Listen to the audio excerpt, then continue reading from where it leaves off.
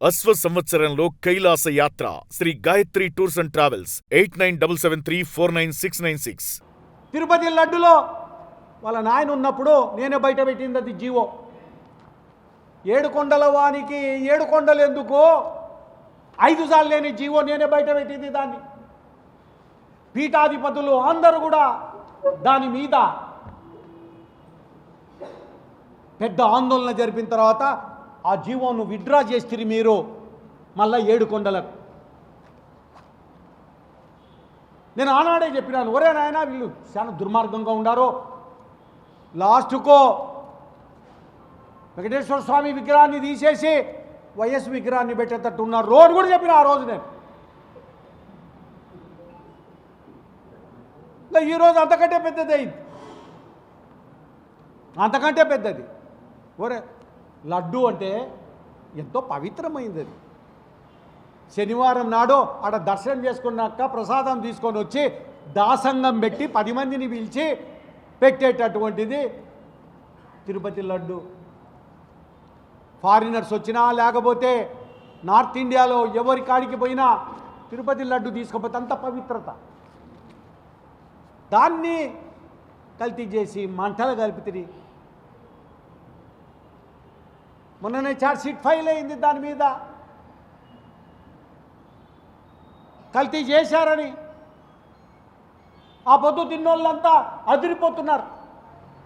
ఆ రోజు తిన్నటువంటి ఆ ప్రసాదాన్ని ఓ ఏంటిరా మనము దేవుని ప్రసాదమా లేకుంటే ఏంటిరా దాంట్లో ఏమో కలిపినారంట అని చాలామంది నిద్రపట్టని రాత్రులు.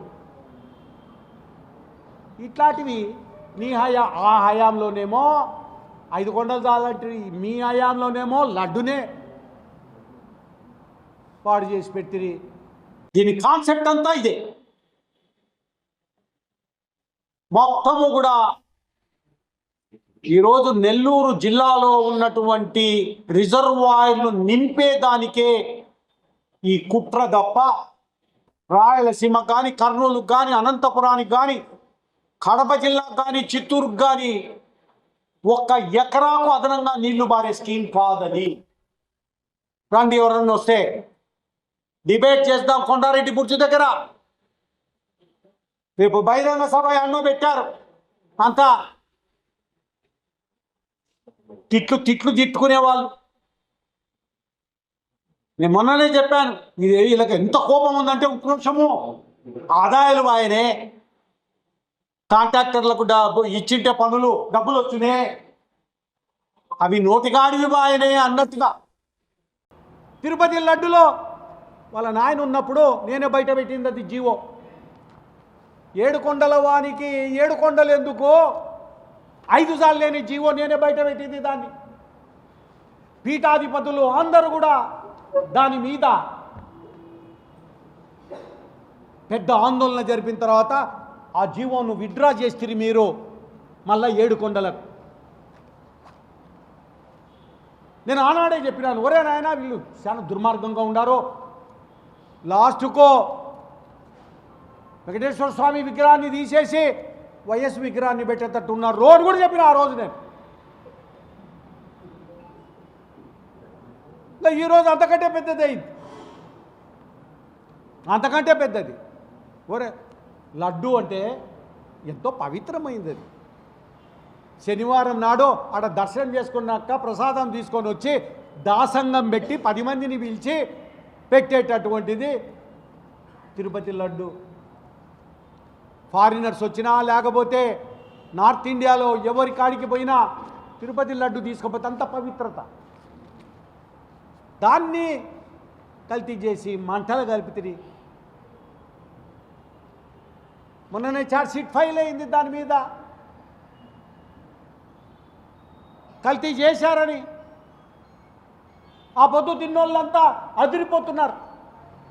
ఆ రోజు తిన్నటువంటి ఆ ప్రసాదాన్ని ఓ ఏంటిరా మనము దేవుని ప్రసాదమా లేకుంటే ఏంటిరా దాంట్లో ఏమో కలిపినారంట అని చాలామంది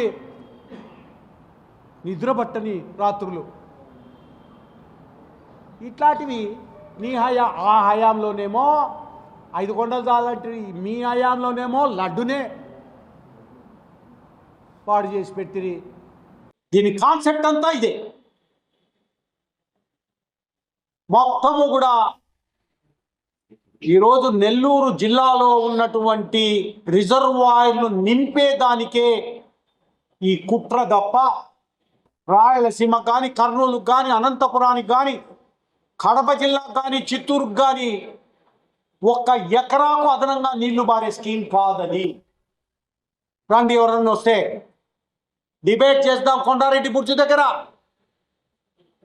రేపు బహిరంగ సభ ఎన్నో పెట్టారు, అంతా తిట్లు తిట్టుకునేవాళ్ళు.